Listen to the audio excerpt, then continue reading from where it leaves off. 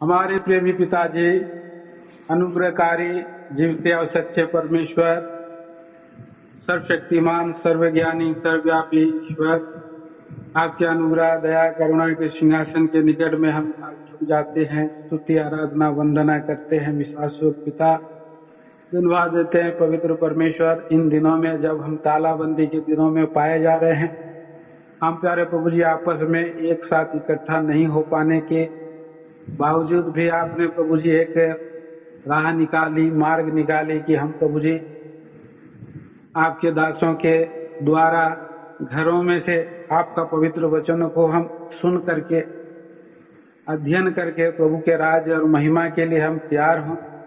धन्यवाद देते हैं प्रभु जी, आपका आना निकट है, इसके लिए हम आपको स्तुति वंदना करते हैं। दयालु प्रभु, आपका वचन में हम पढ़ते हैं, हे छोटे झुंड मत डर, पिता को भाया है कि वो तुम्हें राज्य दे, राज और महिमा के लिए बुला रहे हैं। धन्यवाद देते हैं प्रभु यीशु मसीह, आप गए और जा करके प्यारे प्रभु जी जाने से पहले मेरा पिता के राज में बहुत से रहने के स्थान हैं और मैं तुम्हारे लिए जगह तैयार करने जा रहा हूँ, आऊंगा तुम्हें ले जाऊंगा बोलकर आपने कहा है।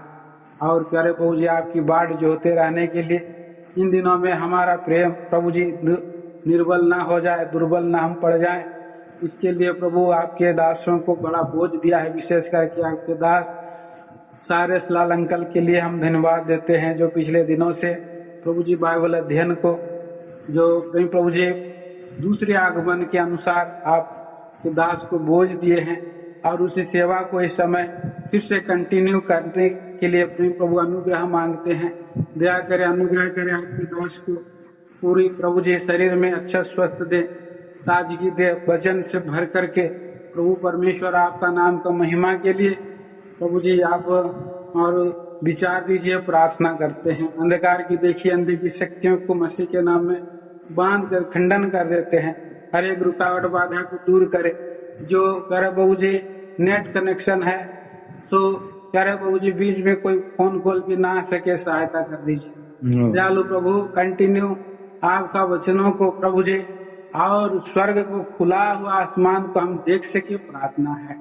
सारा गौरव मान महिमा दे करके इस प्रार्थना को हमारा प्रेमी उद्धार करता, हमारा मुक्तिदाता तारण हाथ मसीह यीशु के नाम में चढ़ाते हैं, सुने ग्रहण करें पिताजी, आमीन। आमीन। परमेश्वर का धन्यवाद हो, आज के दिन फिर हमको ये अवसर मिला जो वचन की सेवा प्रभु यीशु मसीह के आगमन से जुड़ी है। और पिछले दिनों में प्रभु यीशु मसीह के आने की तुलना जो चोर से की गई, या जैसे चोर आता है उसी की तरह से प्रभु यीशु मसीह आएगा। हमने वचन में 4 जगह इस बात को पाया है और इन चारों में से पहला जो हमारा अध्ययन था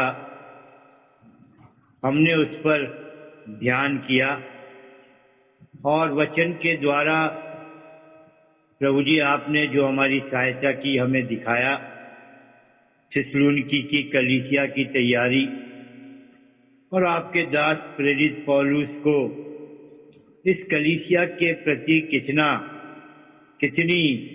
कितना विश्वास था या कितना निश्चिंत था, इस बात को जानकर और सुनकर कि जो परिश्रम मैंने इस कलीसिया के लिए किया है, न केवल आरंभ से या सुसमाचार को सुनाकर या बहुत से लोग जो कुलीन और वहाँ के यहूदी और अन्य जाति के लोग जिन्होंने प्रभु यीशु मसीह को ग्रहण किया, उस सेवा से परमेश्वर का दास केवल संतुष्ट होकर इस बात से ही आनंदित नहीं था, पर जब उसने ये देखा, ये सुना कि वो लोग किस प्रकार से तैयार हैं। सच है प्रभु, आज इसी तरह से हमारी भी तैयारी क्या है। हम धन्यवाद देते हैं आप वचन के साथ संगति के द्वारा जो आपका आत्मा हमारी सहायता इन दिनों में कर रहा है। आज भी प्रभु आपकी ओर देखते हैं, सो सहायता करिए, जो 4 जगह है हम उनको जरूर फिर से पढ़ेंगे, मेरे साथ निकाल लीजिए। पहला थिस्सलुनीकियों का 5वां अध्याय और उसका 2 पद। First Thessalonians 5th chapter 2nd verse. क्योंकि तुम आप ठीक जानते हो कि जैसा रात को चोर आता है, वैसा ही प्रभु का दिन आने वाला है। सो ये पहली जगह है जहां पर हमने पढ़ा प्रभु का दिन चोर के समान। दूसरी जगह पढ़ेंगे 2 पीटर 3rd चैप्टर वर्स 10, दूसरा पतरस और उसका 3रा अध्याय और उसका 10 पद। परंतु प्रभु का दिन चोर के समान आ जाएगा। उस दिन आकाश बड़ी हड़हड़ाहट के शब्द से जाता रहेगा और तत्व बहुत ही तप्त होकर पिघल जाएंगे और पृथ्वी और उस पर के काम जल जाएंगे। हाँ, तो इसी प्रकार तीसरी जगह भी पढ़िएगा मेहरबानी से। प्रकाशित वाक्य का 3रा अध्याय, book of revelation 3rd chapter और 3rd वर्स, 3 अध्याय का 3 पद। इसलिए स्मरण कर कि तूने कैसी शिक्षा प्राप्त की और सुनी थी और उसमें बना रह और मन फिरा। यदि तू जागृत न रहेगा तो मैं चोर के समान आ जाऊंगा और तू कदापि न जान सकेगा कि मैं किस घड़ी तुझ पर आ पड़ूंगा। अब चौथी जगह भी हम पढ़ लेंगे। प्रकाशित वाक्य 16 अध्याय और उसका 15 पद, book of Revelation 16 chapter verse 50। देख, मैं चोर के समान आता हूँ। धन्य वह है जो जागता रहता है और अपने वस्त्र की चौकसी करता है कि नंगा ना फिरे और लोग उसका नंगापन ना देखें। सो इस प्रकार से प्रभु यीशु मसीह के आने को जब चोर के समान दिखाया गया और 4 जगहों पर हमने पढ़ा, और यहाँ पर इस बात को भी देखा जाता है। जब पहला थिस्सलुनीकियों में ये बात पढ़ते हैं तो वहाँ परमेश्वर का दास प्रेरित पौलुस है जो इस बात को बताता है। फिर जब हम पतरस में जाते हैं 2 पीटर में, तो पतरस ने भी इसी बात को, जो प्रभु यीशु मसीह के आने की तुलना चोर से की गई। और जब हम प्रकाशित वाक्य में जाते हैं जहाँ प्रभु यीशु मसीह का प्रिय चेला यूहन्ना, उसने 2 जगह पर प्रभु यीशु मसीह के आने की तुलना चोर से की, जैसा हमने प्रकाशित वाक्य 3 का 3 पढ़ा और 16 अध्याय का 15 पद पढ़ा। इससे पहले कि हम एक पोर्शन को पढ़ें जो आज का हमारा अध्ययन है, दूसरे पतरस के 3रे अध्याय में, क्योंकि पिछले समय हम पहला थिस्सलुनीकियों के 5 अध्याय के 2 पद पर मनन कर चुके। अब हमें मनन करना है दूसरा पतरस और उसके 3रे अध्याय के 10 पद में, जहां पर लिखा है, परंतु प्रभु का दिन चोर के समान आ जाएगा। उस दिन आकाश बड़ी हड़हड़ाहट के शब्द से जाता रहेगा और तत्व बहुत ही तप्त होकर पिघल जाएंगे और पृथ्वी और उस पर के काम जल जाएंगे। 11 पद, जबकि ये सब वस्तुएं इस रीति से पिघलने वाली हैं, तो तुम्हें पवित्र चाल चलन और भक्ति में कैसा मनुष्य होना चाहिए। वर्स 12 पद, और परमेश्वर के उस दिन की बाट किस रीति से जोना चाहिए और उसके जल्द आने के लिए ध्यान दीजिए, और उसके जल्द आने के लिए कैसा यत्न करना चाहिए, जिसके कारण आकाश आग से पिघल जाएंगे और आकाश के गण बहुत ही तप्त होकर गल जाएंगे। छोटी सी प्रार्थना करेंगे। प्रेमी पिता, दयालु परमेश्वर, हम धन्यवादी हैं इन दिनों के लिए, इस समय के लिए, और विनती करते हैं प्रभु आप हमारी सहायता करिए, अपने आत्मा के द्वारा वचन भेजिए, अपने निकम्मे दास को क्रूस की आड़ में छिपा लीजिए। केवल हम प्रभु आपको, आपकी महिमा को, आपकी आवाज को, आत्मा के द्वारा जो वचन आपने हमारे लिए रखा है हम उसको पा सकें, सुन सकें। तो प्रभु जी आपकी सहायता चाहते हैं। दुष्ट शैतान की देखी अनदेखी सारी विरोधी शक्तियों को भी आपके सामर्थ्य नाम से डांटते और बांधते हुए प्रार्थना को लाते हैं उद्धार करता प्रभु यीशु के ऊंचे और पवित्र नाम में, आमीन। आमीन। जब हम प्रभु यीशु मसीह के आगमन पर वचन के साथ हैं, अध्ययन कर रहे हैं, तो इन 4 जगहों पर जहां प्रभु यीशु मसीह के आने को चोर से तुलना की गई है, केवल इतना सा ही नहीं कि हम इस बात को पढ़ लें, हाँ प्रभु यीशु मसीह आएगा, चोर के समान आएगा। नहीं मेरे प्रियो, उसके बाद ही हमें दिखाया गया है जब प्रभु यीशु मसीह का आना इस प्रकार है तो हमें प्रभु के आगमन के लिए कैसे तैयार है। और पिछले समय पहला थिस्सलुनीकियों के 5 अध्याय के 2 पद पर जब हमने ध्यान किया तो उसके साथ साथ हमने 3 पद को, 4 पद को और 5 पद को भी पढ़ा और उस तैयारी को देखा और किस तरह का जीवन हमारा होना चाहिए और किस तरह का जीवन हमारा नहीं होना चाहिए। ठीक इसी तरह से जब आज हम दूसरे पत्रस के 3 अध्याय के 10 पद पर अध्ययन करते हैं प्रियो, यहाँ भी जब प्रभु के आने को चोर के समान दिखाया गया है तो 10 पद के बाद जब आप 11 और 12 पद को पढ़ते हैं तो इन दोनों पदों में किस प्रकार के जीवन की आवश्यकता है कि जब पतरस ने लिखा, वहां पौलुस ने लिखा, यहाँ पतरस ने लिखा कि जब हम इस बात को जान लेते हैं कि प्रभु यीशु मसीह चोर के समान आएगा, तो उसने 11 और 12 पद में उस जीवन को दिखाया। दूसरा पतरस 3 अध्याय 11 और 12 पद। जब ये सब वस्तुएं इसी रीति से पिघलने वाली हैं, तो तुम्हें पवित्र चाल चलन और भक्ति में कैसा मनुष्य होना चाहिए, हाँ, और परमेश्वर के उस दिन की बाट किस रीति से जोहना चाहिए, और उसके जल्द आने के लिए कैसा यत्न करना चाहिए, जिसके कारण आकाश आग से पिघल जाएंगे और आकाश के गण बहुत ही तप्त होकर गल जाएंगे। हाँ, सो वचन 11 और वचन 12 इन दोनों पदों में हमें दिखाया गया है।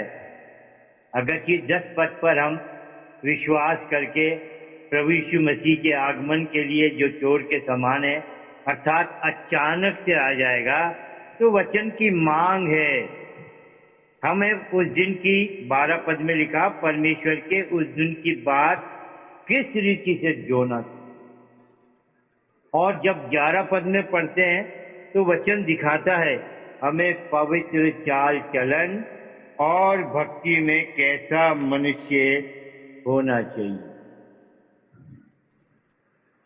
जब हम प्रभु यीशु मसीह के आगमन को प्रिय जानते हैं और वचन दिखा रहा है यदि ये जीवन हमारे पास नहीं हुआ अर्थात पवित्र जीवन और भक्ति का जीवन, और जब हम प्रभु यीशु मसीह के आने के लिए तैयारी करते हैं तो हमारी तैयारी में ये दिखाई भी देना चाहिए कि हम उसके आने की बाट जोड़े। और हमने वचन पर विश्वास कर लिया है और ये जान लिया है कि सचमुच जब प्रभु यीशु मसीह आएगा चोर के समान आएगा, इसका मतलब अचानक से आएगा, तो हमारी तैयारी में हमें मुस्तैदी के साथ, पूरी सचेती के साथ, पूरी सावधानी के साथ तैयार रहना है। इस अचानक को अपने से दूर मत जाने दो। प्रभु यीशु मसीह के आने में ये अचानक मेरे और आपके लिए बहुत अच्छे से समझना जरूरी है। हमने पिछले समय पढ़ा था पहले थिस्सलुनीकियों के 5 अध्याय के 3 पद में, जहां उस गर्भवती स्त्री के विषय में दिखाया गया था। ठीक इसी तरह से प्रभु यीशु मसीह का भी आना होगा। भाई पढ़ देंगे तो अच्छा है, पहला थिस्सलुनीकियों का 5:3। जब लोग कहते होंगे कुशल है और कुछ भय नहीं, तो उन पर एकाएक विनाश आ पड़ेगा, जिस प्रकार गर्भवती पर पीड़ा, और वे किसी रीति से न बचेंगे। तो यह वचन दिखा रहा, यदि हम पूरी तैयारी में नहीं हुए, क्योंकि उसका आना अचानक है, तो यहाँ लिखा है वो किसी रीति से भी नहीं बचेंगे। अर्थात जब प्रभु यीशु मसीह बादलों पर लेने के लिए आएगा और हम उस तैयारी में नहीं हुए, पवित्र चाल चलन के साथ, भक्ति के जीवन के साथ, बाढ़ जोने वाले जीवन के साथ, तो प्रियो सब कुछ किया गया व्यर्थ हो जाएगा, जैसे 5 मूर्ख कुंवारियों।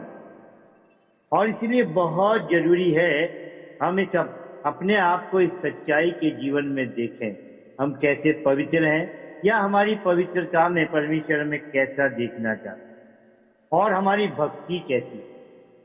पर जब हम इस वचन पर आगे ध्यान करें, मुझे 10वें पद से पहले जो 9वां पद है वो कुछ कहने को विवश करता है। क्योंकि जब एक तरफ हम इस बात पर ध्यान करते हैं कि प्रभु यीशु मसीह आएगा, वो जल्द आएगा, वो शीघ्र आने वाला है, और ये आने की प्रतिज्ञा आज से लगभग 2000 वर्ष पूर्व दी जा चुकी है, और इस प्रतिज्ञा को देने वाला प्रभु यीशु मसीह खुद है, आने वाला प्रभु यीशु मसीह खुद है। पर तो भी कितने लोग हैं जो प्रभु यीशु मसीह की इस प्रतिज्ञा पर संदेह करते हैं या विश्वास नहीं करते। मैं ऐसा क्यों कह रहा हूं? अपनी तरफ से नहीं, यह वचन दिखा रहा है। जब 9 पद को पढ़ेंगे, पढ़िएगा मेरे साथ, 2 पतरस 3 अध्याय उसका 9 पद।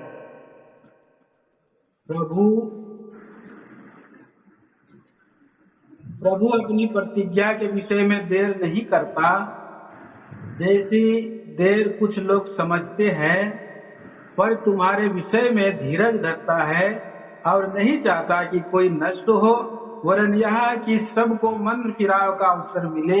जी हाँ, यहाँ 9 पद में इस बात को दिखाया गया, क्योंकि बहुत से लोग हैं, यहाँ भी वचन में हम देखेंगे किस तरीके से चारों तरफ इन दिनों में यही चर्चा है, प्रभु यीशु मसीह आ रहा है, प्रभु यीशु मसीह का आना एकदम निकट है। ऐसे में भी क्या कुछ लोग होंगे, क्योंकि यहाँ वचन में लिखा है,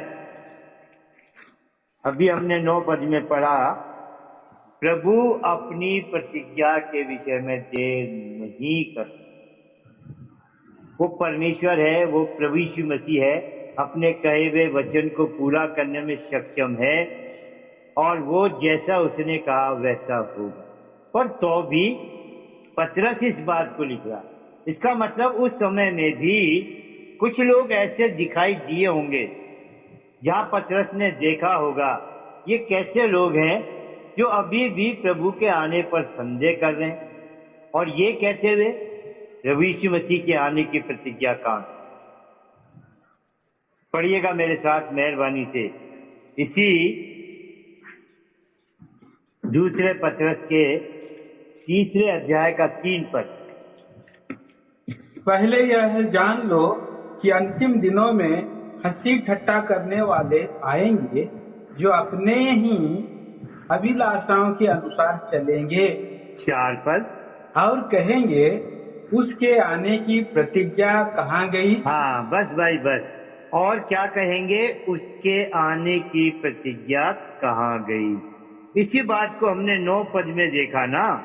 प्रभु अपनी प्रतिज्ञा के विषय में देर नहीं करता, पर फिर भी कितने लोग हैं प्रभु यीशु मसीह की इस प्रतिज्ञा पर संदेह करते हैं और उनके संदेह करने का क्या कारण है या उनका जीवन हमें दिखाई देता है और वो क्या सोच रहे हैं, 4 पद में पूरा पढ़ेंगे और कहेंगे उसके आने की प्रतिज्ञा कहाँ गई, क्योंकि जब से बाप दादा सो गए हैं सब कुछ वैसा ही है जैसा सृष्टि के आरंभ से। वे तो जानबूझकर ये भूल गए कि परमेश्वर के वचन के द्वारा आकाश प्राचीन काल से विद्यमान है, वर्तमान है और पृथ्वी भी जल में से बनी और जल में स्थिर है। इन 2 पदों के अनुसार मेरे और आपके लिए भी अवसर है जांचने। क्या हम भी ऐसा सोचते हैं 2000 साल तो हो गए और वास्तव में तो सच बात है, इस प्रतिज्ञा को दिए हुए 2000 साल हो गए, फिर भी अभी तक प्रभु यीशु मसीह नहीं आया। पर 9 पद में जो कारण है प्रभु यीशु मसीह के दी गई प्रतिज्ञा में यदि देर भी हुई है या देर भी हो रही है तो यहाँ वचन में लिखा है प्रभु अपनी प्रतिज्ञा के विषय में देर नहीं करता जैसे कितने लोग समझते हैं, पर तुम्हारे विषय में धीरज धरता है और धीरज धरने का कारण है वो नहीं चाहता है कि कोई नाश हो और इसलिए वो अवसर देता है। हम धीरज के साथ प्रभु के आने की बाट जो है और अगर कि उसके आने में देर हो रही है प्रियो, तो कितना अच्छा अवसर है हम अपने आप के जीवन को जांच सकते हैं, क्योंकि यहाँ पर 11 और 12 पद वचन दिखा रहा है हमारा पवित्र चाल चलन और हमारा भक्ति का जीवन कैसा होना चाहिए। यदि हम इन बातों पर ध्यान देते हुए प्रभु यीशु मसीह के आने की बात जो रहे हैं तो ये तो कितनी अच्छी बात है कि हम अपने जांचे जाने में अपनी तैयारी को ठीक से देख सकें। ऐसा कुछ भी ना हो कि हम अपनी तैयारी में कहीं भी कुछ कमतर रह जाए या कुछ कमी रह जाए और ये देखते देखते भी कि प्रभु आएगा और फिर भी बादलों पर ना उठाए जाए, क्योंकि ये घटना प्रभु यीशु मसीह ने मत्ती के 25 अध्याय के दिए गए दृष्टांत में स्पष्ट किया। 5 मूर्ख कुंवारियां दूल्हे के आने की बात जोते हुए भी विवाह के घर में नहीं प्रवेश कर सकी। और इसलिए मेरे प्रियो ये बात पर मनन करना जरूरी है, क्योंकि आज का ये संदेश जो हमारा है यदि आज पूरा नहीं होगा तो हम इसको 2 टुकड़ों में लेंगे, पर यह बात भी जानना जरूरी है बहुत से लोग ऐसा क्यों सोच रहे हैं, ऐसा संदेह क्यों कर रहे हैं, ऐसा उनके मुंह पर क्यों आने पा रहा है। जब से बाप दादा सो गए सब कुछ वैसा ही तो है। इसका मतलब उनको नहीं दिखाई दे रहा कि जब जब मनुष्य ने परमेश्वर की दृष्टि में जैसा परमेश्वर चाहता था उनका चाल चलन हो, जैसा परमेश्वर चाहता था उनका जीवन हो, जब ऐसा जीवन नहीं हुआ, जब जब इस पृथ्वी पर मनुष्यों की बुराई परमेश्वर तक पहुंच गई तो परमेश्वर ने न्याय किया। जो परमेश्वर प्रेमी है वो परमेश्वर न्यायी भी है और परमेश्वर का प्रेम इस 9 पद में दिखाई भी दे रहा है। वो धीरज धरता है क्योंकि नहीं चाहता कि कोई नाश हो, और न्याय है यदि हम फिर भी इस दिए गए धीरज को नहीं समझेंगे, दिए गए समय में अपने जीवन को ठीक से नहीं जांचेंगे और ठीक से हमारी तैयारी नहीं होगी प्रियो, तो फिर तो परमेश्वर का न्याय है। क्या परमेश्वर ने नूह के जमाने को छोड़ दिया? क्या परमेश्वर ने सदोम और अमोरा को छोड़ दिया? पर ये लोग क्या कह रहे हैं 3 और 4 पद में, दूसरे पत्रस के 3 अध्याय के 4 पद में, और कहेंगे उसके आने की प्रतिज्ञा कहाँ गई, क्योंकि जब से बाप दादा सो गए सब कुछ वैसा ही है जैसा सृष्टि के आरंभ से था। उनको तो ये भी नहीं मालूम, और हम में से भी कितने हैं जिनको ये भी नहीं मालूम कितने आकाश और कितनी पृथ्वी है, कितनी बार जगत इस हाँ, समय में मनुष्यों के सामने जिसकी सृष्टि परमेश्वर ने की उसकी सच्चाई क्या है। कितने आकाश और कितनी पृथ्वी है। यदि आप ध्यान देंगे इस दूसरे पत्रस के 3 अध्याय में देखिएगा कितने आकाश और कितनी पृथ्वी है, ताकि यदि हम में से कोई ऐसे लोगों के बीच या ऐसे लोगों के चरित्र के साथ या जो संदेह करते हुए अपने जीवन में अविश्वास को जगा दे रहे, ये कहकर कहाँ गई उसकी प्रतिज्ञा, 2000 साल हो गए, उसको तो आ जाना चाहिए था, वो तो अभी तक नहीं आया। तो उनके लिए वचन है प्रियो, इन बातों को देखते हुए और सुनते हुए और साथ साथ हम भी अपने आप को देख और जान और समझ सकें और जान सकें। पढ़िए सबसे पहले दूसरे पत्रस के 3 अध्याय का 7 पद। पर वर्तमान काल के आकाश और पृथ्वी उसी वचन के द्वारा इसलिए रखे गए हैं कि जलाए जाएं, और ये भक्तिहीन मनुष्यों के न्याय और नष्ट होने के दिन तक ऐसे ही रखे रहेंगे। हाँ, तो यहाँ पर एक जगत का मतलब होता है आकाश और पृथ्वी। ये 7 पद हमें दिखा रहा है वर्तमान समय का आकाश और पृथ्वी। इसका मतलब जिस पृथ्वी पर मैं और आप हैं, जब सर ऊपर उठाते हैं तो आकाश, और परमेश्वर है जो आकाश को तानने वाला और इस पृथ्वी को बनाने वाला। सपन्या के पहले अध्याय के शायद पहले ही पद में। सो एक आकाश और एक पृथ्वी, ये वर्तमान समय जिसे मैं और आप देखते हैं। क्या कोई इससे पहले और आकाश और पृथ्वी है, या इससे पहले कोई आकाश और पृथ्वी नाश हुआ है, या इसके बाद कोई और आकाश और पृथ्वी है? पढ़िए एक और आकाश और पृथ्वी को, 6 पद पढ़िए। इसी के कारण इस युग का जगत जल में डूबकर नष्ट हो गया। जी हाँ, 6 पद को बहुत ध्यान से देखिए। इसी के कारण उस युग का जगत जल में डूबकर नाश हो गया। कोई बताएगा ये कौन सा जगत है जो जल में डूबकर नाश हुआ? नूह का। क्योंकि यही जवाब सबके पास है, और जब आप नीचे भी देखेंगे इंडिकेशन, तो बाइबल में भी यही जवाब है। और मैंने परमेश्वर के बड़े बड़े दासों से पूछा, क्योंकि ये सच नहीं है। 6 पद में जिस जगत के विषय में चर्चा की गई है प्रियो, वो नूह का जमाना नहीं है। जगत का जल में डूबकर नाश हो जाने का मतलब एक जगत जिसमें आकाश भी है और पृथ्वी। ध्यान दीजिएगा, अभी हमने पढ़ा वर्तमान समय का आकाश और पृथ्वी किस लिए रखे गए हैं, बोलिए? ताकि जलाए। नहीं लिखा आकाश जलाया जाएगा तो पृथ्वी छोड़ दी जाएगी, नहीं लिखा केवल पृथ्वी जलाई जाएगी तो आकाश छोड़ दिया जाएगा। इसका मतलब वर्तमान समय में जो पृथ्वी पर मनुष्य की बुराई इतनी बढ़ चुकी है, क्योंकि 7 पद में इस संसार को भक्तिहीन संसार कहा गया है। पढ़िए 7 पद को फिर से।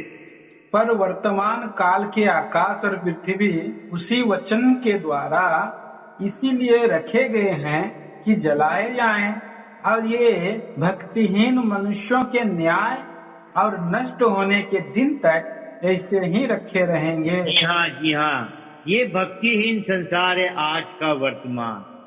ये ठीक है, आप नूह के जमाने को लाते हैं, नूह का जमाना भी भक्तिहीन था, लेकिन 6 पद में जिस जगत के विषय में बात की गई है, उस युग का जगत जल में डूबकर नाश हो गया।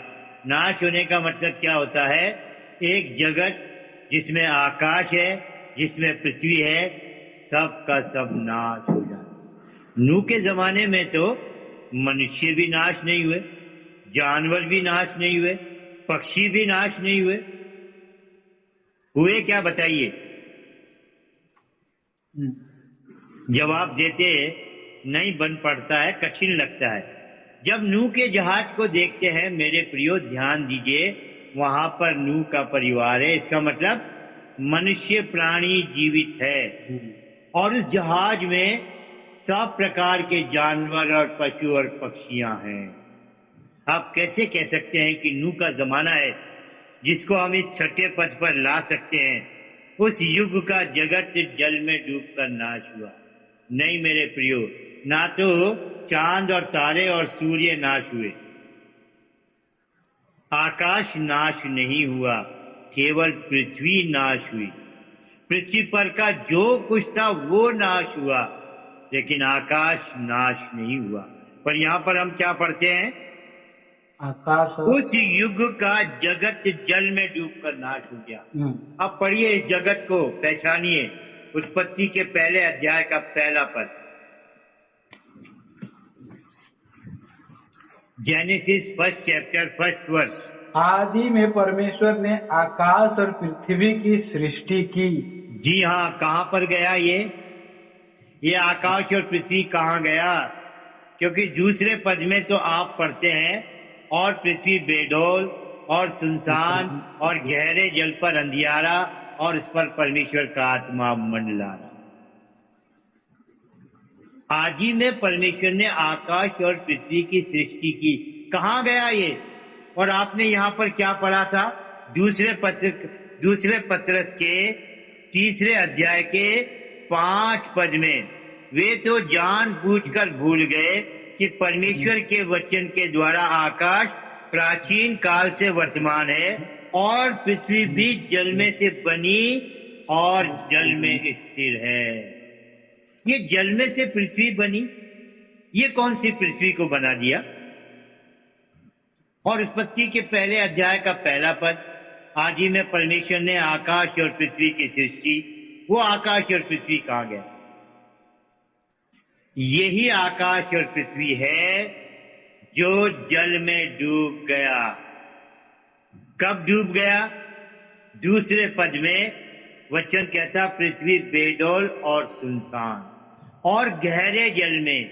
जब लूसीफर को, जो परमेश्वर का प्रिय स्वर्गदूत था, जिसके पास बहुत सारे अधिकार थे, समय निकालकर आप यशाया का 14 अध्याय और यहेजकेल का 28 अध्याय पढ़ेंगे, आपको दिखाई देगा किस प्रकार से परमेश्वर ने इस स्वर्गदूत को, जिसको बहुत अधिकार देकर इसलिए रखा था कि वो लेन देन करे, और क्या कुछ उसके पास था। पर जब वो फूल गया उसका मन, वो घमंडी हो गया, परमेश्वर ने उसको कहां पटक दिया? पढ़िए यहेजकेल 28 अध्याय, यहेजकेल का 28 अध्याय और उसका 17 पद। सुंदरता के कारण तेरा मन फूल उठा था, और वैभव के कारण तेरी बुद्धि बिगड़ गई थी। मैंने तुझे भूमि पर पटक दिया। जी हाँ, आगे। और राजाओं के सामने तुझे रखा कि वे तुझको देखेंगे। बस भाई, कहां पर पटक दिया? भूमि पर पटक दिया। तो ये कौन सी भूमि है? ये क्योंकि मनुष्य को तो कब बनाया परमेश्वर ने? जब उसने 6 दिन सृष्टि को बनाया। और ये सृष्टि कौन सी है? यही दूसरे पद में, और पृथ्वी बेडौल और सुनसान और गहरे जल में। इसका मतलब मैं आपके सामने नहीं हूं, नहीं तो मैं आपको हाथ से इशारा करके बताता कि ये जब भूमि पर गिराया गया ये लूसीफर, तब ये फ्लड है, तब ये जल है जो इतना अधिक था कि उसमें पृथ्वी भी डूब गई और आकाश भी डूब गया। आदि में परमेश्वर ने आकाश और पृथ्वी की सृष्टि की। ये है प्रियो दूसरे पत्रस के तीसरे अध्याय के 6 पद का युग। जैसा हमने पढ़ा, उस युग का जगत जल में डूबकर नाश हो गया। और अगर कि आप इस पर विश्वास नहीं करते हो तो मुझे पूरी बाइबल में ढूंढ के बता दो, आदि में परमेश्वर ने जिस आकाश और पृथ्वी की सृष्टि की वो कहाँ गया? क्या ये वही नहीं जो जल में डूब गया? क्योंकि जब परमेश्वर सृष्टि करता है तो वचन में दिखाई देता है ये पृथ्वी जल में डूबी हुई है, इस पृथ्वी के ऊपर गहरा जल है और उसके ऊपर अंधकार है और अंधकार के ऊपर परमेश्वर का आत्मा है।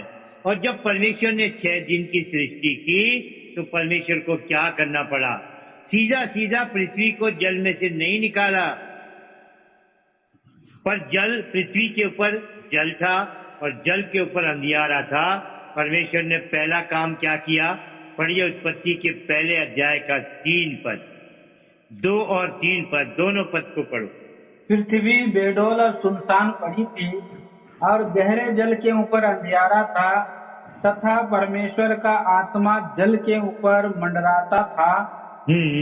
जब परमेश्वर ने कहा उजियाला हो तो उजियाला हो गया। यस, तो यहाँ से समझिएगा लूसीफर को गिराए जाने से ये आरंभ का जो पहला पद है हमारा, जहाँ पर एक आकाश और एक पृथ्वी, एक जगत की पहचान है। मेरे प्रियो, ये वो समय था जब भूमि पर लूसीफर को पटका, ये पृथ्वी जल में डूब गई, बेडोल हो गई। कभी समय निकालकर आप पढ़ना, बल्कि आज भी पढ़ सकते हैं तो पढ़िए यिर्मयाह नबी की पुस्तक, उसका 4था अध्याय। यिर्मयाह नबी की पुस्तक और उसका 4था अध्याय। देखो इस पृथ्वी की हालत। यिर्मयाह नबी और इसका 4था अध्याय, और मेहरबानी से पढ़िएगा 23 पद, 23 और 24 पद को पढ़िए, 25 पद को पढ़िए। मैंने पृथ्वी पर देखा, वह सूनी और सुनसान पड़ी थी और आकाश को और उसमें कोई ज्योति नहीं थी।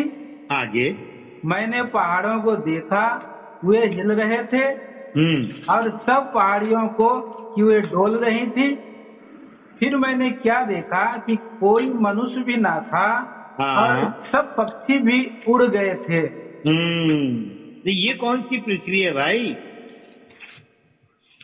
यिर्मयाह नबी देख रहा है कितने सालों के बाद और कह रहा मैंने पृथ्वी पर देखा, वो सूनी और सुनसान पड़ी थी। ऐसी कौन सी पृथ्वी है जो सूनी और सुनसान पड़ी? फिर परमेश्वर का तो जो उद्देश्य था वही पूरा नहीं होगा।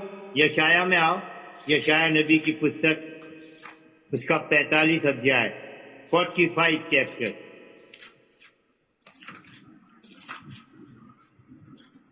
और पढ़िए मेहरबानी से 18 पद। क्योंकि यहोवा जो आकाश का सृजनहार है वही परमेश्वर है, उसी ने पृथ्वी को रचा और बनाया, उसी ने उसको स्थिर भी किया। उसने उसे सुनसान रहने के लिए नहीं परंतु बसने के लिए रचा है। जी हाँ, परमेश्वर आकाश और पृथ्वी को बनाए और वो सुनसान पड़ी रहे, तो वचन में तो अलग अलग 2 बात हो गई ना। तो इस प्रकार से हम समझ सकते हैं जो उत्पत्ति के पहले अध्याय का पहला पद है, ये वो समय है जिसे हम दूसरा पत्रस के 3 अध्याय के 6 पद में देख लेते हैं। उस युग का जगत अर्थात आदि में परमेश्वर ने जिस आकाश और पृथ्वी को बनाया, लूसीफर के गिराए जाने से, जैसे हमने यहेजकेल 28 का 17 पद पढ़ा, जब उसका मन फूल गया, वो घमंडी हो गया, क्योंकि उसने क्या इरादा किया था? मैं भी आकाश और तारागण से भी ऊंचा अपना सिंहासन लगाऊंगा और मैं भी परम प्रधान के तुल्य हो जाऊंगा। और तब परमेश्वर ने उसको भूमि पर पटक। जब 6 दिन की सृष्टि की गई तब थोड़ी लूसीफर को पटका गया,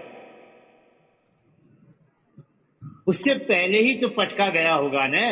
तभी जब परमेश्वर ने आदम बना लिया, उसकी पसली को निकालकर हवा को बना दिया और सारा अधिकार इस जगत का, इस पृथ्वी का आदम को दे दिया, तभी तो देखा इस शैतान ने, लूसीफर ने, और इस स्त्री को बहकाया। वो तो पहले से था। और पहले कब से? जब उसको इस भूमि पर पटक दिया गया था। तो मेरे प्रियो, 3 आकाश और 3 पृथ्वी, इसका मतलब 3 जगत है। ध्यान दीजिएगा, 7 पद में हमने पढ़ा, बड़ा लंबा हो जाएगा, आप वापिस आ जाइए दूसरे पत्र से। तीसरे अध्याय का 7 पद पढ़ो। पर वर्तमान काल के आकाश और पृथ्वी उसी वचन के द्वारा इसलिए रखे गए हैं कि जलाए जाएं, और ये भक्तिहीन मनुष्यों के न्याय और नष्ट होने के दिन तक ऐसे ही रखे रहेंगे। तो आज के समय में जिस आकाश और पृथ्वी को हम देख रहे हैं प्रियो, यही वर्तमान समय का आकाश और पृथ्वी है जो जलाया जाएगा 7 पद के अनुसार और 10 पद के अनुसार और 12 पद के अनुसार। और जब ये जलाए जाने को रखा है तो इसका मतलब पहला आकाश और पृथ्वी जा चुका, ये जो वर्तमान का ये भी जाएगा, पर एक आकाश और एक पृथ्वी और भी। पढ़िए दूसरे पत्रस के 3 अध्याय का 13 पद, 2 पीटर 3rd चैप्टर 3रा अध्याय और इसका 13 पद। पर उसकी प्रतिज्ञा के अनुसार हम एक नए आकाश और नई पृथ्वी की आस देखते हैं, जिसमें धार्मिकता वास करेगी। ये हम इसी आकाश और पृथ्वी की आस देख रहे हैं। ये है नया आकाश और नई पृथ्वी। लेकिन वर्तमान समय का आकाश और पृथ्वी इसलिए रखा गया है कि वो जलाया जाए, और जलाए जाने का तरीका भी 10 पद में है।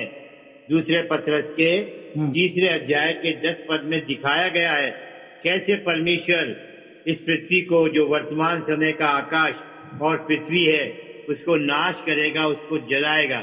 लिखा है जितने भी तप्त हैं, भौतिक तत्व, वो तप्त होकर क्या लिखा है, पिघल जाएंगे, और पृथ्वी और इस पर के काम भी क्या हो जाएंगे, जल जाएंगे। इसलिए लिखा है।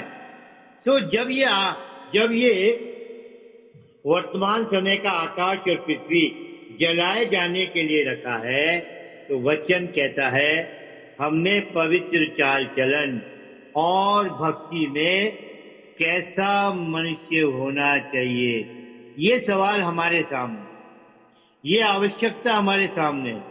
और इसलिए मेरे प्रियो, यदि मैं और आप नए आकाश और नई पृथ्वी की आस देखते हैं, तो यही तीसरा आकाश और तीसरी पृथ्वी। और जब हम यदि देखते हैं तो ये वर्तमान संसार जो जलाया जाएगा, क्या परमेश्वर अपने लोगों को जो उसकी बाट जोड़े हैं, जो अपने को प्रभु के आने की तैयारी में लगे हुए हैं, क्या उनको इस पृथ्वी पर नाश होने के लिए छोड़ेगा? बिल्कुल नहीं छोड़ेगा, क्योंकि जो उसकी प्रतिज्ञा के अनुसार है बाट जोड़ने के लिए, तो उनके लिए लिखा है। पढ़िए मेरे साथ दूसरा पत्रस 3रा अध्याय और उसका 12 पद। और परमेश्वर के उस दिन की बाट किस रीति से जोहना चाहिए और उसके जल्द आने के लिए कैसा यत्न करना चाहिए, जिसके कारण आकाश आग से पिघल जाएंगे और आकाश के गण बहुत ही तप्त होकर गल जाएंगे। तो 12 पद को ध्यान से पढ़ेंगे प्रियो, तो लगेगा ये काम भी परमेश्वर ने हमारे हाथ में दी।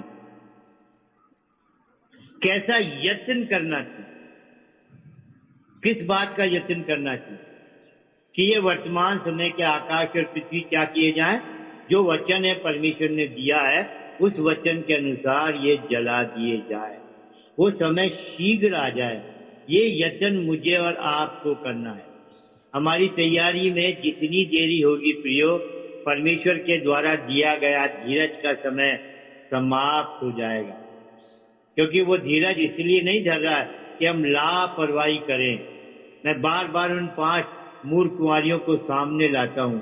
आधी रात को धूम मची के देखो दूल्हा आ पहुंचा। इसका मतलब दूल्हे को तो पहले ही आ जाना चाहिए था, पर वहां लिखा दूल्हे के आने में देरी हुई।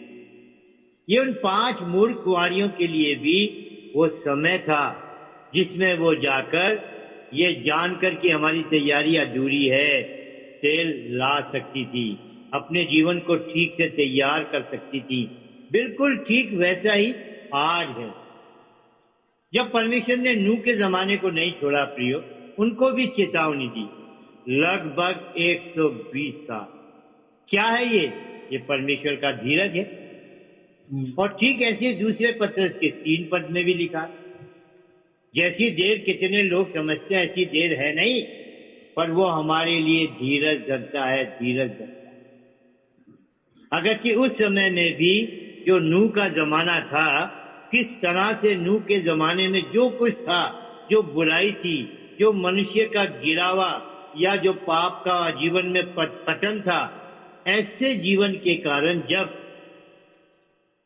पृथ्वी पर मनुष्य की बुराई परमेश्वर तक पहुंच गई, आप सोचिएगा इस वचन के लगभग 120 वर्ष बाद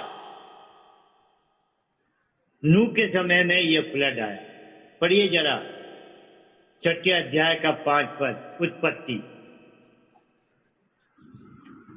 उत्पत्ति के 6 अध्याय का 5 पद।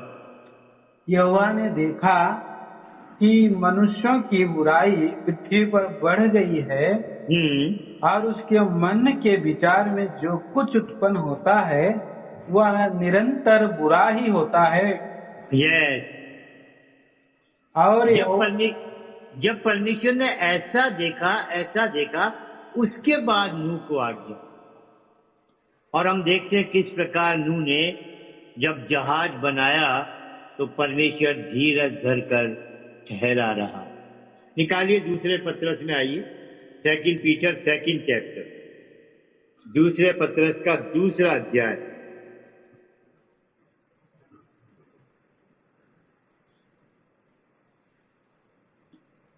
पढ़िएगा मेरे साथ 5 पद को। और प्राचीन युग के संसार को भी ना छोड़ा, वरन भक्तिहीन संसार पर महाजल प्रलय भेजा, पर धर्म के प्रचारक नूह समेत 8 व्यक्तियों को बचा लिया। 6 पद भी पढ़ लीजिए। और सदोम और अमोरा के नगरों को विनाश का ऐसा दंड दिया कि उन्हें भस्म करके राख में मिला दिया, ताकि वे आने वाले भक्तिहीन लोगों की शिक्षा के लिए एक दृष्टांत बने। आज का संसार, आज का समय क्या नाम दिया गया? भक्तिहीन संसार। मेरे प्रिय, परमेश्वर कितना प्यारा है, वो कितना हमसे प्रेम रखता है, वचन को किस तरीके से आत्मा के द्वारा जहां हमारी जरूरत है जानने और समझने के लिए कि हम आज के इस वर्तमान समय में इस वर्तमान संसार को, जिसकी पहचान है भक्तिहीन संसार, क्योंकि नूह का जो जमाना था उसकी भी पहचान थी भक्तिहीन संसार, और इसीलिए लिखा 5 पद में, और प्राचीन युग के संसार को भी ना छोड़ा, वरन भक्तिहीन संसार पर महाजल प्रलय भेजा। और अब फिर इस भक्तिहीन संसार के लिए महाजल प्रलय नहीं है। अब तो 10 पद में हमने पढ़ा, ये संसार जलाए जाने को रखा है। जितनी भी चीजें हैं वो तप्त होंगी, गर्म होंगी और जलाई जाएंगी। इसलिए वचन कह रहा है, तो हमें पवित्र चाल चलन और भक्ति में कैसा मनुष्य होना चाहिए। यदि मेरे प्रियो हम वचन पर ध्यान करते हैं, और जब प्रभु यीशु मसीह के आगमन के विषय में मत्ती का 24 अध्याय, मरकुस का 13 अध्याय और लूका का 21, और इन दिनों में बार बार पढ़ना भी चाहिए, और प्रभु के द्वारा दिए गए अपने आने को उसके लोग पहचान लें, समय को पहचान लें, चिन्हों के द्वारा और तो और घटनाओं के। और किस प्रकार मत्ती के 24 अध्याय में और लूका के अंदर भी ये नूह के जमाने की चर्चा की गई। नूह के जमाने को क्यों लाया गया? मेरे साथ आइए लूका रखी सुसमाचार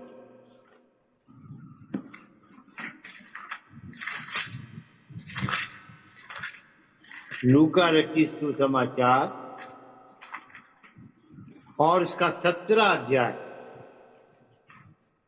लूक 17 चैप्टर, पढ़िए भाई 26 पद से। जैसा नूह के दिनों में हुआ था वैसा ही मनुष्य के पुत्र के दिनों में भी होगा। हाँ, जिस दिन तक नूह जहाज पर न चढ़ा उस दिन तक लोग खाते पीते थे और उसमें विवाह होते उनमें थे। उनमें ओ सॉरी, और उनमें उनमें विवाह होते थे। तब जल प्रलय ने आकर उन सब को नष्ट किया। 28। और जैसा लूत के दिनों में हुआ था कि लोग खाते पीते लेन देन करते पेड़ लगाते और घर बनाते थे, परंतु जिस दिन लूत सदोम से निकला उस दिन आग और गंधक आकाश से बरसी और सबको नष्ट कर दिया। मनुष्य के पुत्र के प्रकट होने के दिन भी ऐसा ही होगा। अब बताइए, और परमेश्वर अपने वचन के द्वारा हमें कैसे समझाएगा, कैसे सिखाएगा, कैसे बताएगा?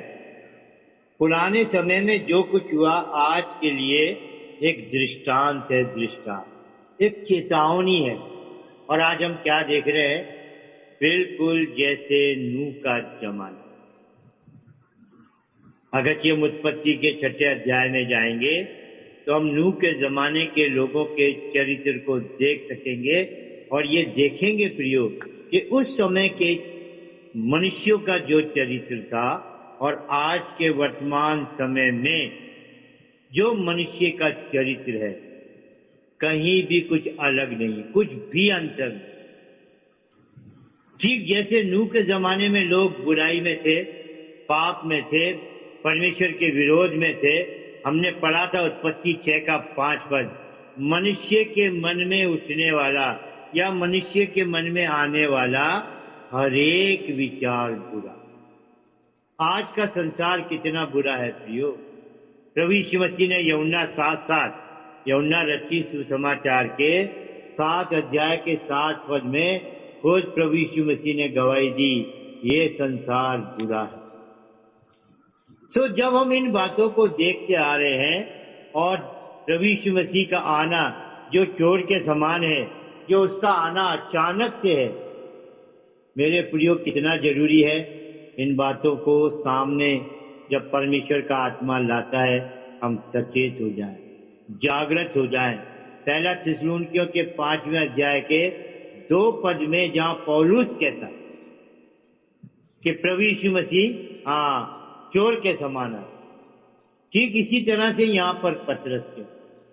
सो मेरे प्रियो, जब परमेश्वर के दास लोग अपने समय में जो आज नहीं है और इन बातों के विषय में भी जो प्रभु यीशु मसीह के विषय में कहा गया लगभग 2000 वर्ष, तो क्या हम भी उन लोगों की तरह सोचें जिन्होंने कहा अरे इतना समय हो गया, कहां गई प्रभु यीशु मसीह की प्रतिज्ञा? उनको क्या लग रहा है जब से बाप दादा सो गए सब कुछ वैसा ही। क्या मेरे प्रियो इन बातों का जहां हमने अध्ययन किया लगता है सब कुछ वैसा ही है? उत्पत्ति के पहले अध्याय के पहले पद का आकाश पृथ्वी कहां गया? नूह के जमाने की पृथ्वी कैसे नाश हुई? क्या सब कुछ वैसे ही दिखाई दे रहा? सदोम अमोरा को भी किस प्रकार से चेतावनी देकर, कहने का अर्थ है जब जब परमेश्वर का क्रोध आया उससे पहले मेरे प्रियो परमेश्वर का प्रेम, परमेश्वर का धीरज, परमेश्वर की ओर से चेतावनी इसलिए दी गई कि मनुष्य सचमुच समय को पहचाने, परमेश्वर के द्वारा दी गई चेतावनी को पहचाने और ये जानकर कि प्रभु यीशु मसीह का आना बिल्कुल निकट है, ठीक जैसा वचन हमको दिखा रहा है उसी के अनुसार हम लोग तैयार हो सके। और इस दूसरे पत्रस के 3 अध्याय के 10 और 11 और 12 पद के अनुसार जो वचन हमसे मांग करता है वो है प्रियो पवित्र चाल चलन और भक्ति में कैसा मनुष्य। तो मैं चाहूंगा आने वाले समय में हम इन बातों को और आगे देख सकेंगे, क्योंकि थोड़े से समय में पवित्र चाल चलन और भक्ति की सच्चाई हमारे समझ में नहीं आएगी। और इसीलिए मैं सोचता हूं कि इतनी बातें हैं जो हमारे सामने आई, ये जरूरी था। 3 आकाश 3 पृथ्वी या 3 जगत, एक जल में डूबकर नाश हो गया, छठा पद वर्तमान समय का रखा है जलाए जाने के लिए, और तीसरा नया आकाश और नई पृथ्वी। इसमें क्या सच्चाई है? फिर ध्यान से सुनिएगा। उत्पत्ति के पहले अध्याय का पहला पद, आदि में परमेश्वर ने आकाश और पृथ्वी को बनाया। और हमने क्या पाया प्रियो? दूसरे पत्रस के 3 अध्याय के 6 पद में, उस युग का जगत जल में डूबकर नाश। फिर परमेश्वर ने सृष्टि की 6 दिन में, और ये 6 दिन की सृष्टि आज का समय है, वर्तमान समय का आकाश और पृथ्वी, जो दूसरे पत्रस के 3 अध्याय के 7 और 10 पद के अनुसार जलाए जाने को रखा है। पर अब जब ये जला दिया जाएगा, वचन हमको दिखा रहा है एक नया आकाश और नई पृथ्वी, और इसमें कौन वास करेगा? पढ़ दीजिए भाई मेहरबानी से, दूसरा पत्रस 3 अध्याय का 13 पद। पर उसकी प्रतिज्ञा के अनुसार हम एक नए आकाश और नई पृथ्वी की आस देखते हैं, जिसमें धार्मिकता वास करेगी। जी हाँ, ये भक्तिहीन संसार नाश कर दिया जाएगा, जला दिया जाएगा।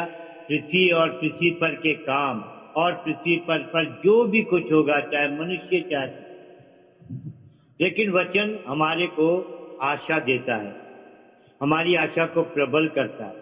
क्योंकि जब हम प्रभु यीशु मसीह के साथ बादलों पर उठा लिए जाएंगे और ये सब कुछ नाश हो जाएगा, तो हमारे लिए रखा गया है एक नया आकाश और नई पृथ्वी, और उसमें धार्मिकता वास करे। ये धार्मिकता कहां से आएगी? ये धार्मिकता जो नए आकाश और नई पृथ्वी में वास करेगी, रहेगी, ये कहां से आएगी?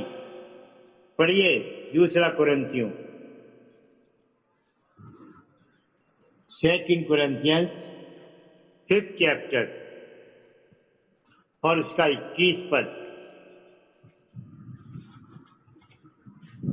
जो पाप से अज्ञात था, उसी को उसने हमारे लिए पाप ठहराया, कि हम उसमें होकर परमेश्वर की धार्मिकता बन जाएं।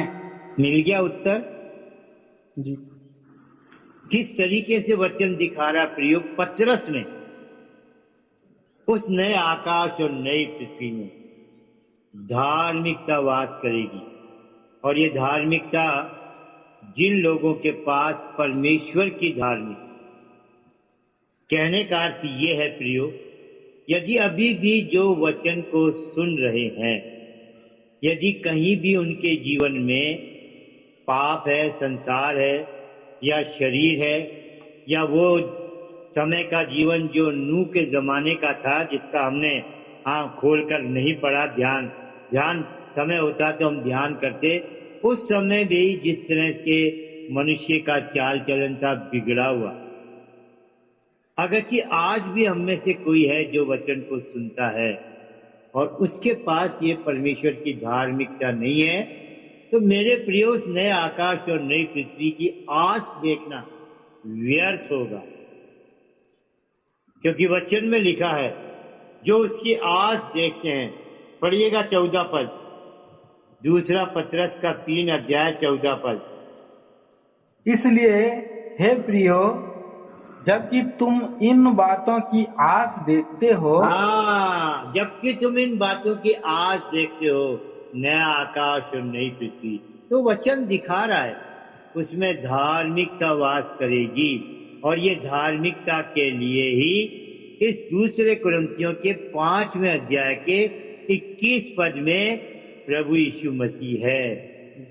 जो पाप से अज्ञात था, थोड़ा सा देखिए, सोचिए, जो अभी भी पाप में जीवन बिता रहे हैं, उस व्यक्ति ने उस त्रिएक परमेश्वर में से एक व्यक्तित्व जिसने स्वर्ग को छोड़ा, जो इस जगत में आया, जिसने मनुष्य की देह को धारण किया, जो परमेश्वर की धार्मिकता को लेकर आया, और ये परमेश्वर की धार्मिकता इस पापी मनुष्य के लिए स्वयं प्रभु यीशु मसीह ने परमेश्वर की धार्मिकता को हमें देने के लिए मेरी और आपकी जो पहचान थी पाप, प्रभु यीशु मसीह ने ली।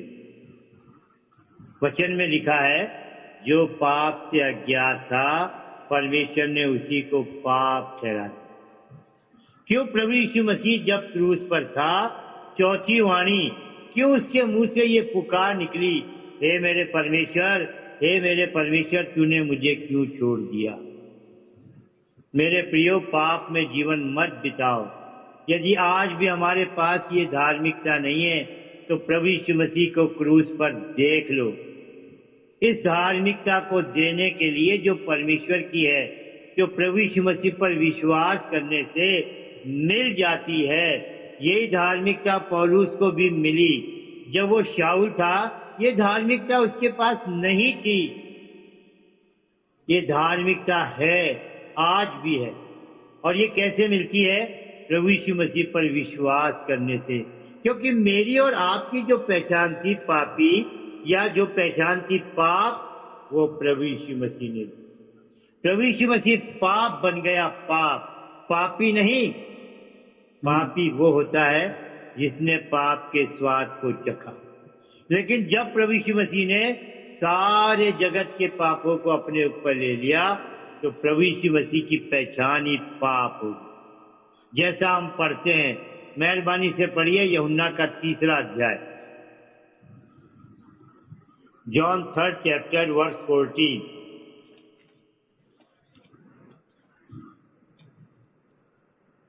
और जिस रीति से मूसा ने जंगल में सांप को ऊंचे पर चढ़ाया, उसी रीति से अवश्य है कि मनुष्य का पुत्र भी ऊंचे पर चढ़ाया जाए। Yes yes. जिस रीति से मूसा ने जंगल में किसको चढ़ाया? सांप, अर्थात पाप को।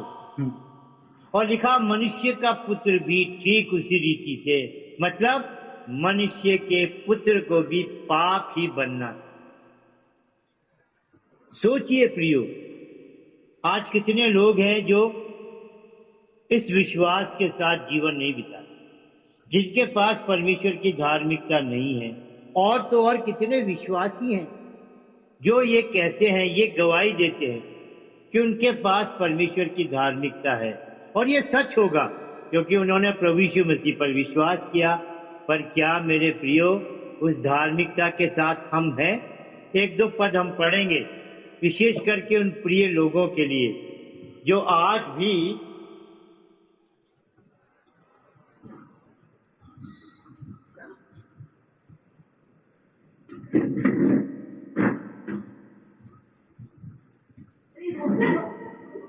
पढ़िए मेहरबानी से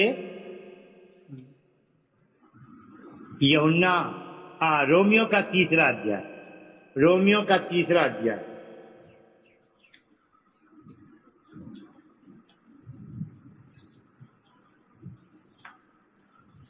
और उसका भाई 19 पद पढ़ दीजिए मेहरबानी से। 19 और 20 पद, 19 और 20 पद। हम जानते हैं कि व्यवस्था जो कुछ कहती है उन्हीं से कहती है जो व्यवस्था के अधीन है, इसलिए कि हर एक मुंह बंद किया जाए और सारा संसार परमेश्वर के दंड के योग्य ठहरे। आगे, क्योंकि व्यवस्था के कामों से कोई प्राणी उसके सामने धर्मी नहीं ठहरेगा। आगे, इसलिए कि व्यवस्था के द्वारा पाप की पहचान होती है। पढ़िए। परंतु अब व्यवस्था से अलग परमेश्वर की वह धार्मिकता प्रकट हुई है। हाँ, देखा, व्यवस्था से अलग। व्यवस्था मनुष्य को धर्मी नहीं ठहराती। ये परमेश्वर की धार्मिकता। प्रियो, ध्यान से सुनिए और अपने जीवन को जांचिए। कितनी प्यारी तौर से लिखा है, व्यवस्था भी और भविष्यवक्ता भी। व्यवस्था के पास तो धार्मिकता है ही नहीं, वो तो मनुष्य को पापी ठहराती। लेकिन यहाँ पर पढ़िए भाई 22 पद को फिर से। अर्थात परमेश्वर की वह धार्मिकता जो यीशु मसीह पर विश्वास करने से सब विश्वास करने वालों के लिए है। हाँ, इसलिए कि क्योंकि कुछ भेद नहीं। तो यह वचन इस बात को दिखाता है मेरे प्रियो, अगर कि अभी भी हम उस धार्मिकता को जिसको हमने देख लिया, दूसरा पत्रस 3:13, नया आकाश नई पृथ्वी जहाँ धार्मिकता वास करेगी, परमेश्वर की धार्मिकता। ये संसार भक्तिहीन है, ये नाश किया जाएगा। यदि ये धार्मिकता जो परमेश्वर की प्रभु यीशु मसीह पर विश्वास करने के द्वारा है, ये आपके पास नहीं है, तो अभी भी प्रभु यीशु मसीह के पास आओ, अभी भी प्रभु यीशु मसीह पर विश्वास करो। पौलुस जब शाऊल था, वो भी घमंड जरूर करता था, मेरे पास व्यवस्था है, व्यवस्था के विषय में कहो तो मैं निर्दोष हूँ। नहीं मेरे प्रियो, व्यवस्था उसके काम नहीं आई। पढ़िए मेहरबानी से फिलिपियों का 3 अध्याय और उसका 9 पद। और उसमें पाया जाऊं, ना कि अपनी उस धार्मिकता के साथ जो व्यवस्था से है, वरन उस धार्मिकता के साथ जो मसीह पर विश्वास करने के कारण है और परमेश्वर ही की ओर से विश्वास करने पर मिलती है। ये स्पष्ट गवाही है परमेश्वर के दास प्रेरित पौलुस की। व्यवस्था के द्वारा कोई धर्मी नहीं ठहरता, लेकिन मैंने भी क्या किया, प्रभु यीशु मसीह पर विश्वास किया। भाई एक वचन और पढ़ दीजिए, गलातियों का 2:16।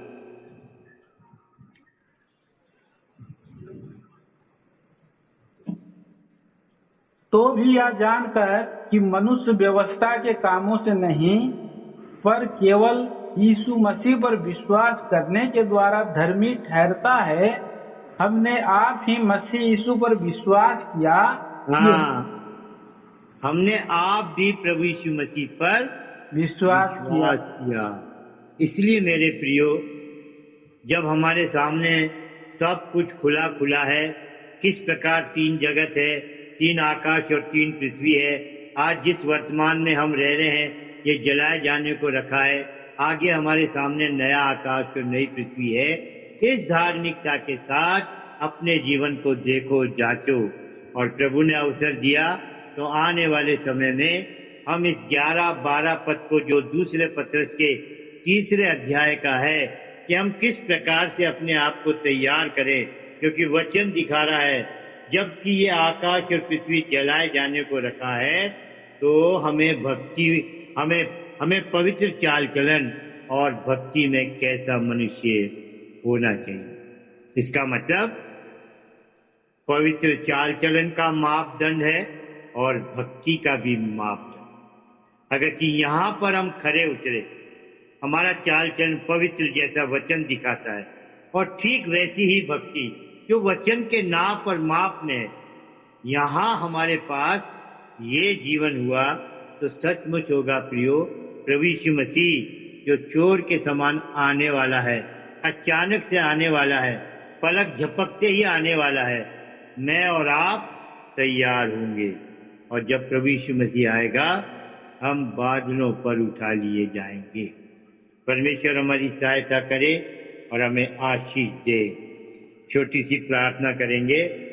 प्रेमी पिता, दयालु परमेश्वर, हम धन्यवादी हैं, आपने जिस प्रकार इन दिनों में आपके दास हमारे भाई रंजीत की सहायता की, और आपके दासों के द्वारा लगातार वचन की सेवा से कलीसिया के लोगों के लिए और बहुत से लोगों के लिए जो वचन को सुने, ये तैयारी के साथ, जो चाहे तो जूम के द्वारा, जूम सिस्टम के द्वारा, या ऑनलाइन के द्वारा, या कॉन्फ्रेंसिंग के द्वारा जो सेवा में वचन को लाया जा रहा है, सचमुच प्रभु आपके दास का प्रयास सफल हो सके, उसका ये परिश्रम बड़े प्रतिफल का कारण बने। और जितने लोग वचन को सुनते हैं प्रभु, चाहे मैं हूं, चाहे परमेश्वर के लोग जो वचन को सुन रहे हैं, हम इस सच्ची धार्मिकता में अपने को देख सकें और समय आए प्रभु हम पवित्र चाल चलन में भी और भक्ति में कैसा मनुष्य होना चाहिए, आपका आत्मा इन बातों को भी हमें दिखाए और सिखाए। हमारी प्रार्थना सुनिए। हर प्रकार के व्यवधान को आपने दूर रखा, हम धन्यवाद देते हैं। हमारी प्रार्थना सुनिए, मांग लेते हैं उद्धार करता प्रभु यीशु के नाम में, आमीन। अब हमारे पिता परमेश्वर का प्रेम और हमारे प्रभु यीशु मसीह का अनुग्रह और पवित्र आत्मा की सहभागिता हम सब के साथ जो प्रभु के आने की बाट जोते हैं, अब से लेकर प्रभु यीशु मसीह के आने के दिन तक होती रहे, आमीन। आमीन। भाई जय मसीह, जय मसीह।